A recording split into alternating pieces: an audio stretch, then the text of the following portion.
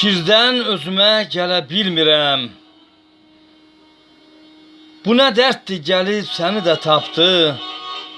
Ana taleyinə zəhəri qatdı.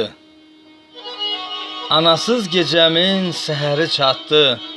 Niyə düzəlməyir görəsən dünya? Ana sevincindən divarın hörəsən dünya. Anamın gözləri axtarır məni. Ulu Tanrım sənə çatdırar məni. Allah'ın saxlasın ay ana səni.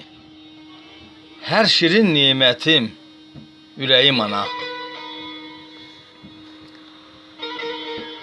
Anasız həyatı duya bilmirəm.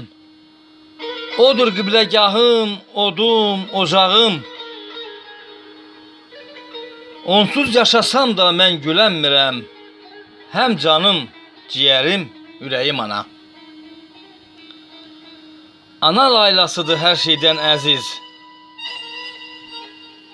Ən müqəddəs addır ananın adı. Ana üçün şirindir balanın dadı. Günəş tək müqəddəs sönməzdir ana. Ana həm xeyirdir, həm də bərəkət. Onunla bağlıdır hər bir saadət.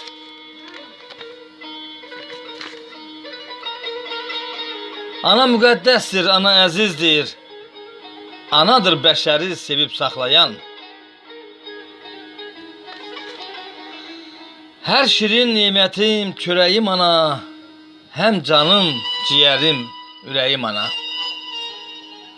Hər şirin nimətim çörəyim ana. Həm canım, ciyərim, ürəyim ana.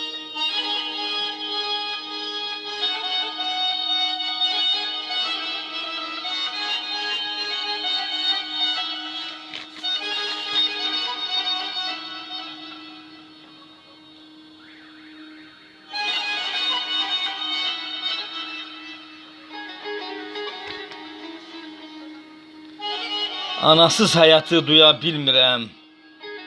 Odur qibləgahım, odum, ocağım. Onsuz yaşasam da mən gülənmirəm. Həm canım ciyərim, ürəyim ana.